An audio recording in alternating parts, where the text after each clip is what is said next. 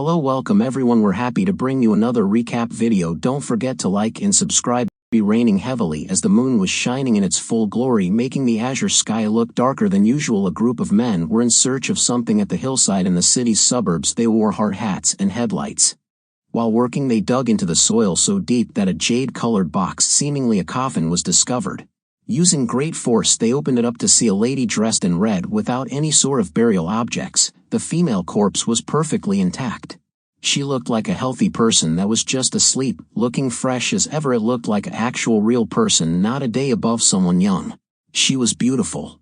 She was taken for examination while the news started circulating about a female corpse which still looked healthy. As to why the 2,000-year-old corpse seemed in perfect condition, experts are still trying to find an answer according to the reports. This news shall be groundbreaking. It would astound the global archaeological community. A boy was reading this news while riding in a taxi cab and saying it out loud to the driver. Even though he was interested, he was not willing to believe something like this because he had never heard of any burial sites in Chapman City before. The driver looked at him from the corner of his eye and whispered in a low voice, telling him that he must not have heard the latest rumors, but he also agreed that the news was just a lame. Then he told the passenger that the female body discovered on the hillside vanished on its own on its way to the city. This perplexed the boy because how could that possibly happen? He looked at the driver leaning forward to learn more information. The taxi driver then told him that he had seen the incident happen with his own eyes, that the car carrying the coffin had an accident and fell into the ditch. However, the jade coffin containing the female was never found, as if it never existed. The taxi driver, since it was a national cultural relic, it would never be reported. Because the passenger's destination had arrived, their conversation ended there. The boy stood there on the street holding a bouquet of red roses, about to call someone, when he heard a familiar voice. Following where it was coming from, he looked towards the left, spotting the girl whose voice he had recognized. She was all dressed up, talking to an old man clearly twice her age. It was obvious what was happening. The old man was suggested to her that they could watch a movie and have some dinner, then afterwards he would take her to his place for a couple of drinks. She blushed and started laughing at the old man's words when she noticed the glare of the boy, who was now standing in front of them with a disappointed expression. The woman trembled a little, getting upset about being caught in the act, when she stuttered, asking the boy what he was doing there. The boy's name was Yang Chen RMC. The lady looked stunned while Chen RMC was furious and questioned her back, telling her that he came all the way there to celebrate her birthday, but what did he get in return? Only the realization that she was a gold digger. She got mad at Chen instead and hid her bag in his face, screaming that she has been with him all these years yet he has given her nothing. She continued that she had gotten the Vasikas and Guxes and Louis bags she had always wanted, but he was never able to afford it. She further disrespected him, yelling if he could not be ambitious he could at least have a bigger dick. The old man was watching all of this from afar with a smile on her face as he walked near RMC, who now had a bruised face, telling him to just walk away because he does not deserve Meng Lu. He mocked him that he did not have any status or qualifications to stand here, let alone get a beautiful girl. Meng Lu was standing silently. The old man got in Yang's face, telling him to be sensible and get lost. If he did for the sake of Meng Lu, he would forget all about this and spare him. He added that if he does not, though, he might not be able to live in Shenzhen City, as this man held high status and power. However, Chen couldn't let it go and anger got the best of him. The old man again told him to listen to his advice as he reminded the MC of his status, but before he could say another word, Yang threw a punch towards him and cursed him out, but instead of hitting the man, he was met by the ground due to the great impact. Turns out the old man was not as weak as Yang thought he would be. The old man punched Yang, making high 8M hit the ground. Yang only became angrier as he now cursed back at him. The old man started cracking his fingers, saying he tried to show respect to him, yet he was ungrateful. He gave him a chance to leave and spare his life, but this time he wouldn't spare his life and go all out. Yang would not give up. He was determined to beat the old man, but fate had other plans. Both of them continued to fight. They punched and kicked each other, but Yang was beaten up brutally. He looked exhausted and lacerations and scars appeared from almost everywhere as blood was flowing from his nose and ears and mouth. His head and mouth was bloody and filled with bruises as well. As his clothes were ripped, he sat on the stormy ground, breathing heavily. The girl was now concerned about him because she saw blood all over his body, while the old man brushed dirt from his clothes, telling Meng Lu to accompany him to the movies and leave Yang there. Mangle finally showed a pinch of mercy as she called out to Yang Chen, telling him to leave from there as he was not the old man's match. He sat there on the ground broken and helpless while both of them walked away. Yang, while watching them go, swore to himself that he would pay both the old man and her back the shame he got today with double the investment. He would not forget the pain he went through today as he wiped the blood off of his face. As the night fell and the sky became darker, Yang had nowhere to go, or maybe he just did not want to, as he gulped down some of the beer, making him tipsy. He did not know where he was going as he clumsily kept walking. He did not realize that he had entered into the hillside area. He was drunk and kept stumbling after each step while drinking from the bottle. He finally fell down on the chill, calm grass. Yang laid there thinking about everything with an aching body and heart. The cool breeze now became cooler than usual. He looked up at the sky and saw something, or rather someone, floating in midair. As he squinted and focused on it, he noticed that it was a woman with long hair and a red dress. In a blink of eye, she was now on top of him, making him afraid of her. Yet feeling calm, he traced the outlines of her face, her eyes following her cleavage, then her face. He then realized he could not move. She felt too cold for a human. She slowly crept closer to him, making him freeze in place. The beautiful lady inched closer to him, licking his cheek as his eyes widened, thinking that it was a dram or the bottle's effects. While licking his face, the woman then crept near his mouth, which was slight open, as she tested him, making his entire body quietly jolt. Yang Chan was drunk and unaware of what was happening. While being partially unconscious, the lady kept watching him, thinking she had found the blood-soul body that had disappeared thousands of years ago, maybe talking about RMC. She kept looking at him and his features before pitting him for not being a zombie and deciding to help him as soon as she said that the once pretty lady turned into something horrific with bright red eyes and sharp teeth. She was a zombie. Yep, seeing something horrific or a monster will definitely snap you back to being sober. Finally, he got sober and gained some consciousness, and memories started to rush back to him. He finally remembered that he had read some news about the jade coffin that was found on the very hills area he entered.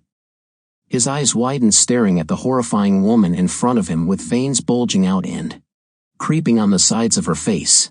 When Chen realized it was the female zombie in front of him that was ready to bite him. Before he could comprehend anything, the zombie bit his neck harshly as blue powers were seen all around them. They seemed to be coming from him, as if the female zombie was taking powers from him. She sucked out his blood, making him look weak, and it was obvious that he would die. Chen thought the same. The lady smiled, feeling herself get more powerful as she looked at RMC's frail, weak body underneath her. She wiped the corner of her long nails and said it would be a pity to watch the blood soul that has given her such great power die in front of her. So she decided to help him. Yang was looking at her with a weak expression and wide red eyes. She again dived into his neck, piercing her fangs through his skin as if now trying to conjure him. Yang was on the verge of dying as his eyes changed colors from blue to purple.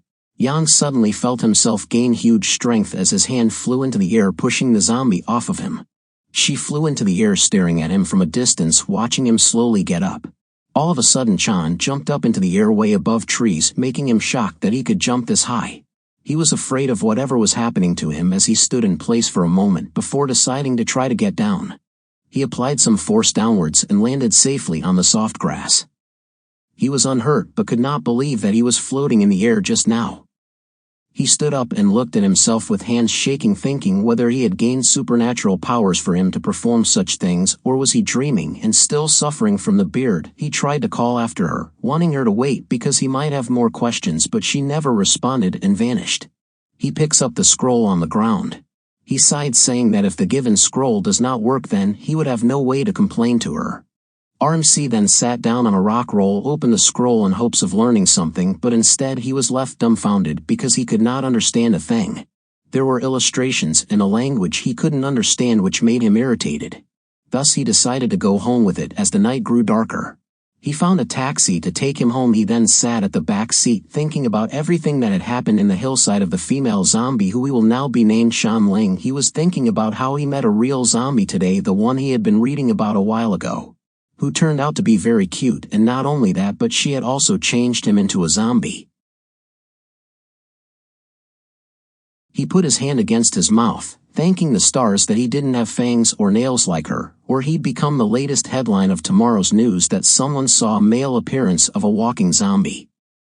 The car finally arrived at its destination, and Yang paid the driver and exited, bidding him farewell. As he was walking through the narrow passages to his home, He heard someone talking, and it was someone telling another person that a 2,000-year-old female zombie was reported to be missing somewhere near where they live.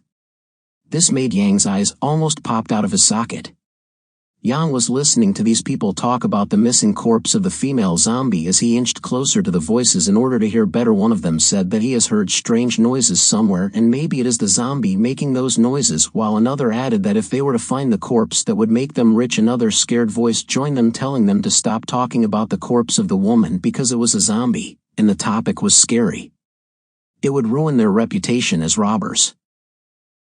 As the robbers got closer, a light was directed RMC's way, almost blinding him. It was the robbers. One of them was holding a bat while the other was throwing light at Yang's face. They told him to hand over all the valuables he had to them.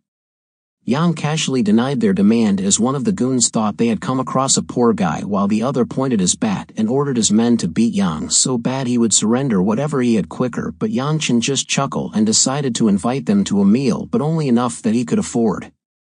They began calling him a rascal and a coward, but Yang chuckled and said he changed his mind. He took a $10 bill out of his pocket, challenging them, saying that whoever can beat him will win the $10. One of the goons informed the other that Yang was making fun of him and humiliating them, which enraged them. The boss of the group plunged towards Yang Chen with his bat in the hopes of hitting him, but received a punch instead. Yang hit his body so hard that he crashed back against a wall. The guy was hurt. The impact was so loud that there was complete silence as everyone was trying to comprehend what just happened. On the other hand, Yang was surprised that he had this much strength that he knocked someone out with one punch. He hoped that the man was not dead. Another man holding a sharp knife ran towards Yang wanting to stab him, but Yang was too quick as he makes a swift motion. Yang moved from left to right as the man was aiming at his left side, but he only stabs the air. Yang then grabbed his wrist, squeezing it so tightly that he drops the knife and blood started to pour out of the thug's nose. He screamed in pain when Yang pressed on the goon's wrist. He finally felt powerful. Yang's eyes sparkled with bluish color. He then realized that these are the goons who were responsible for all the robberies in the neighborhood. The man was in pain and promised Yang that they would not get into any more crimes and they would not steal anymore. He begged Yang Chen to let go, but Yang was not himself right now. Yang Chen chuckled, repeating what the guy said in a sarcastic way. The guy wanted him to let go, so with a hard thrust he threw the man as he hit the ground with a thud and his body lay frail. Yang Shan then announced loudly that whoever dares to mess with him or call him a coward would not be spared and would suffer his wrath. Simply he would kill them. The other goons were now afraid of Yang Chen and continued to run for their lives, but Yang was faster than them considering his supernatural powers. He ran after them before jumping right over them, kicking one of them right in the face, breaking his jaw as blood splashed everywhere. The other goons continued to run and get away from Yang Chen, but Yang took another leap, hitting one in his back, making with a sharp kick right at his backbone, making it crack as the guy groveled on the ground, wincing in pain. Yang made easy work of the rest of the guys as they looked like tiny ants beaten mercilessly. Yang gathered himself for a moment, but instead he felt a sharp pain burning through his body as if he was electrocuted in an electric chair. A sharp cry erupted from Yang as he looked up to the sky, screaming in agony. His muscles tightened as his eyes narrowed, glowing bright. Sweat forms all over his body. He was feeling hot on his body as the pain shot everywhere. Suddenly fangs started to grow out and his claws appeared just like the female zombie. He was unable to comprehend what was going on, but the smell of blood was tempting him, making him want to have a bite. His eyes looked down on the bodies of the goons. He then looked up and saw the moon shining ever so brightly. Before looking and checking himself, whatever it was, he was feeling good. He was feeling different. He was now floating into the air, gazing at the moon, surprised to see that he could see so clearly. It was beautiful. His eyesight was getting powerful as he continued to float down. Yang Shan then slowly landed on the ground, taking a deep breath as he was trying to control his powers just in case someone saw him like this. He even turned to see the thugs he had beaten up lay helpless on the ground. Yang said to himself that they are lucky today because next time he would not be so easy on them. Yang Chen then proceeded to leave the place, climbing the stairs, and enters his apartment. He decided that a bath would be the perfect solution to a long day. The bath soothed him. After a while of self-care, he got out of the bathroom, proceeding to dry his hair as he hummed quietly before finally relaxing on his bed. Yang decided to take a look at the scroll again, which was given to him by that female zombie Xiangling. He tried to focus on the elements, but the language was just too unfamiliar to him. He then saw the illustrations and had an idea that maybe he could imitate them. Well, what could it hurt to try? He took a deep breath before standing up. As he continued to copy them, he stood on one leg, then stood upside down on his arms, then kicked the air just like it was illustrated by the scroll. Soon after, he got tired and finally looked at the moon through the small crack of his window. It was beautiful as always. He opened the window wider to let the moonlight come through as he took a deep breath, taking in its essence. Back when he was beating up the goons, his eye color retreated to red as his skin became paler. He felt so good. He then continued to practice the techniques in front of the moon. He took his time after he was done. He felt a lot lighter and stronger. He then understood that those 12 illustrations are the techniques through which one can absorb the moon's essence. Each one has a different effect on the body. He took a deep breath and his eyes returned to normal as he thought that the person he was before, weak and powerless, was now dead and this new one was born. He shall avenge himself and not continue to live cowardly anymore. His outline glowed with a red aura. The next morning, Chen got a call from work that he was late and that he should get there as soon as possible, so he hurriedly dressed up in his uniform. By the way, Yang worked at a security center. Yang was on the phone as he told his friend that he shall be there soon, but he forgot that he was unable to walk in the sun, as just like vampires, as soon as he stepped in direct sunlight his skin started to burn, making him agitated. He was surprised that the sun could shine so brightly even so early in the morning. He was hurting as he rushed inside to get something to cover his body because he was wearing a short-sleeve shirt. He hurriedly put himself in some full-sleeve shirt and wore a cap along with some sunglasses to protect himself from the blazing hot sun. As he was walking towards his workplace, some people who he had beaten up last night noticed him, but everyone remained quiet, and so did he. Yang successfully reached his workplace while keeping himself protected from the sun. He walked into the security room. Suddenly, one of his coworkers handed him a paper to sign, which he then took from him. The coworker then told him that the boss came around while he was not here to run a group check along with staff that came from the headquarters, and the captain was upset because Yang Shan had not arrived on time, but luckily he saved him by telling him that he went to the toilet or he would have lost his job. Luckily, Yang arrived on time, as both of them would have been in trouble. One for lying and the other being late. They continued talking when their attention shifted to the monitors as the alarm went off. Yen realized that someone was robbing the diamond shop. The man with a gun, who seemed to be the leader, was furious as he was scary and threatening people to stay down and be quiet or he would shoot them without hesitation. His gang continued to put the diamonds in his sack. They seemed excited as one said that they would be rich soon, while the boss shouted at him to hurry up and continue to pack everything but leave the raw diamonds, only packing the processed ones. The customers and workers were scared to death, and then all of a sudden the door opened with a loud noise and everyone suddenly stopped to look who it was. It was Yang, who seemed out of breath. He must have ran there non-stop. The gang's leader looked at him with an unpleasant expression, telling him to go away or he would shoot him. Yang wasn't moving. He would grant his wish if death satisfies him before the looter could press the trigger someone else cashed in. Beside Yang addressing the looters to take all the diamonds they wanted in exchange for not harming anyone. He continued hostages should be kept safe or they would not be able to escape. The gang leader chuckled seeing the man in a suit. He walked closer to the man, saying that he did not expect him to be here. His name was Yu. It was surprising to see the King of Diamonds here. The leader placed his gun on his forehead, saying that although he came here for the diamonds, Boss Yu was worth more than anything here, so he would rob him instead. Boss Yu was surprised because he did not expect the gang's leader to know him. His face was suddenly devoid of any sort of color. The leader chuckles and winked at him, saying that how could he not know who was standing in front of him? He was aware that you were the most famous entrepreneur in Chainman City. Anyone who reads the news would know him. This was when everything backfired because the leader knew him. He could easily get more than just diamonds. They could almost get anything present in the vaults. He told Boss Yu that he would have to go back to the vaults, as now he could open them with Boss Yu's help. Yang threw his phone at the leader's hand and with a great smack, making the looter wail and drop the gun. He screamed, holding his hand with the other, trying to lessen the pain, when Yang Chen bolted at him, directly hitting his stomachs. The looter's eyes widened with excruciating pain. Yang hit him so hard that he threw him into a metal door, just hard enough for him to pass out with his head pressed to the wall. The looter's minions rushed forward, now aiming the gun at Yang, cursing at him for hitting his boss, but Yang was not having it.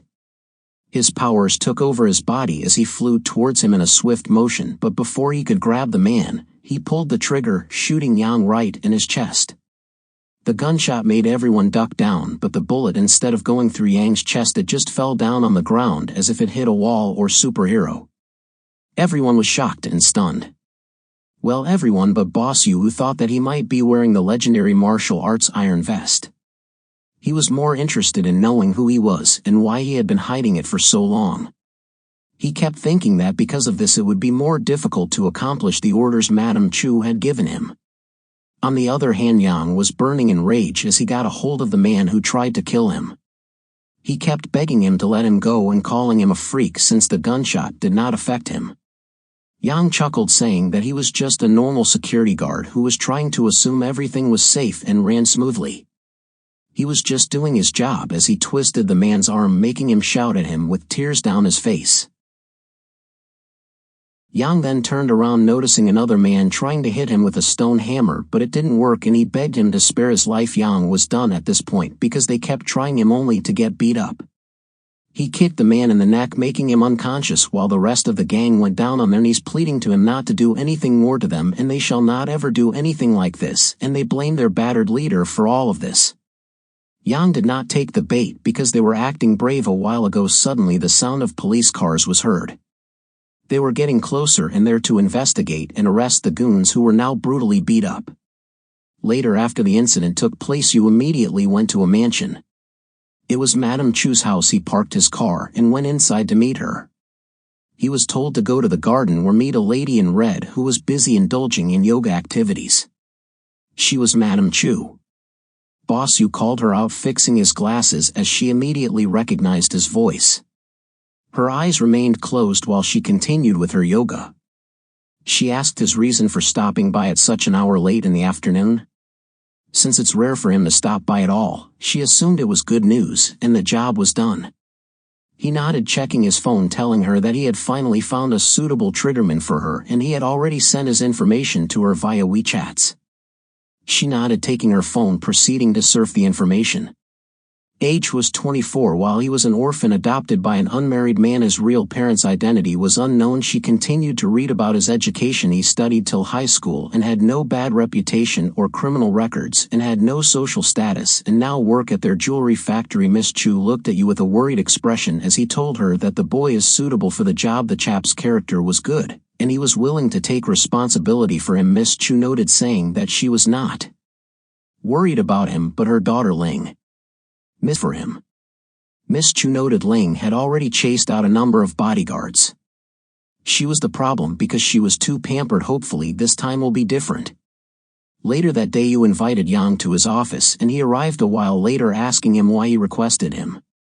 Yu Chang then explained to Yang Chen that he was just a face for the jewelry factory. The real president was Miss Chu. He told him that he had already introduced him to her because she was looking for a bodyguard, hence he would be perfect for the job. Yui deduced Yang was quick and responsible as seen when fighting the goons. Yang asked if he wanted him to be Mrs. Shu's bodyguard and protect her, but she shook her head, telling him that the real person he had to protect was her daughter Ling, because she was now studying in a university as second year. She needed someone to look after her and be by her side at all times to protect her until she finished her studies. Her be personally by her side and protect her at all costs. Yang was surprised that he had to be by her side at all times, and Yu laughed and called him lucky. He then patted his shoulder and told him that he would now take him to meet the girl he would be protecting. Yang did not respond. Both of them then drove to Chu Mansion. It was beautiful. As they got out of the car, Mr. Yu pressed the bell so someone could open the door, but instead of opening the door, a girl was screaming through the intercom system that she shall not open the door and he should stop pressing the button. He was surprised when the girl told him to send the bodyguard Yang away, then she would open the door. Yang was watching silently. Mr. Yu interrupted her, telling her that this bodyguard was not like the others she had. His abilities are unrivaled because he was specially selected from the best. He added that she should open the door if she does not want history to repeat itself. There was dead silence at the intercom for a moment when suddenly the gate cranked open and a lady aimed a bat at Yang. The bat almost hit him until he knocked it away with his hand. It was a girl. Her name was Ling. She had bright pink hair as she pointed at Yang for daring to touch her. The girl picked up the bat again as Mr. Yu and Yang watched her. She swung at him again, telling him to watch out. Before she could hit him, Mr. Yu moved away so she missed him. Yang smirked, complimenting her bosoms before twisting his head to the other side, now gazing at her thighs, talking about them as well, making her angry. She screamed, pointing at him with the bat, telling him to stop staring at places he shouldn't. Furthermore, she threatened to quote out his eyes from their socket if he continues to be perverted. Yang then apologized nervously, asking her to stop attacking and he would stop staring at her. Mr. Yu then introduced Yang to Ling, the daughter of President Chu, and now he had to look out for her. He explained that she was brought up like a boy and that is why she is so violent and acts like that. She was also taught some martial arts, but they are nothing in front of Yang's skills. Yang then looked at Lin, asking her if he had passed her test. She told him that there is another test, and that is to be good at academics, making him question his job. She pulled out a paper from her bag, showing it to him, asking him to finish the English essay in order to qualify as her bodyguard. Yang and Mr. Yu were confused as Yang said that this is supposed to be her homework, hence he cannot help her, making her walk back, saying that it counts as barely passed. She then advised him not to get too carried away and that there is one more test that shall prove whether he is worthy of being her bodyguard or not. A group of bodyguards were standing around dressed in suits. Yang looks outside and realized that it was not that sunny at this time. Remember, zombies and the sun doesn't mix well together. She introduced them to him and told him that if he managed to beat all four of them, then he shall qualify as her bodyguard, and if not, then he shall leave. Yang had full confidence over his power, so he folded his arms, asking her whether it should be a one-on-one challenger or him against all four of them, to which she smirked, choosing the latter. She also suggested if he is scared, then he should probably walk away right now or he could get seriously injured. Yang was confident and ignored her advice, saying he is not that quick to give up. Ling became enraged as she ordered her bodyguards to attack at him all at once and demolish his self-esteem. The bodyguards walked up to him, mocking him for his bravery, asking him whether he would like his left arm to be broken or the right one. If we're trying to get him to run away, being unaware of his skills, they wanted him to choose in case someone says that they are bullying him, but Yang stood confident. To fight, they might end up disabled. One of the bodyguards plunged in trying to punch him, but Yang moved back and let him fall using his own momentum. He took out his cigarette, putting it between his teeth as he asked them to come all together against him, don't hold back, and put all their strength in it. So all of them jumped at him at the same time, but they could not win as they fell on the ground one by one. Ling's jaw dropped. She couldn't believe the speed and how he fought all of them in one. He must be an abnormal. Yang then continued to walk closer to her with a smile on his face, making her walk backwards as she tripped, but Yang caught hold of her so she did not get hurt. But he again started acting like a pervert, watching her chest. She suggested he let go of her since she was still upset over him winning the fight. Yang said he would let go of her, but she also needs to fulfill her promise that she had made earlier. She nervously nodded that it counts and she will listen to the arrangements that were made by Uncle Yu before demanding him to let go of her. So Yang complies. Lin, frustrated, ran away into the house, shouting she would get revenge for what he did today. She declares that she will annoy him to no end when he becomes her bodyguard. Yang just stood confused. Later that night, Yang was sitting near the water meditating, gaining more strength under the essence of moonlight. He was surrounded by blue powers when he noticed another ball in the air shining brightly. He doubted that it was someone else training to steal his strength, and he reached out to grab it and it just disappears. What strange thing is this? This made Yang upset. However, it stood in front of him again, right in front of his face, mocking him. So he leaned towards it to try to get a hold of it once again, saying to himself that he would catch it.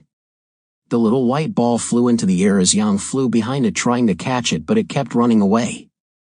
Yang finally caught a hold of it, but it made a squeaking sound as Yang mocked it for trying to run away after irritating him, but suddenly it exploded in his hands. Blood oozed out from all parts of his hand as he coughed, trying to search for the little ball which is now lying on the ground. Smoke was everywhere. He was surprised that all of his blood was sucked by this little ball. What is this strange ball that has appeared in front of him? Will he ever meet Xing, the beautiful zombie lady that made him a zombie, and will he get more answers to becoming a zombie and why she picked him of all people? Also, will he get revenge on his ex and her new sugar dad? Also, how will he deal with being a bodyguard to such an eccentric client? Subscribe and find out the next time when we update the next chapters. And thanks for watching.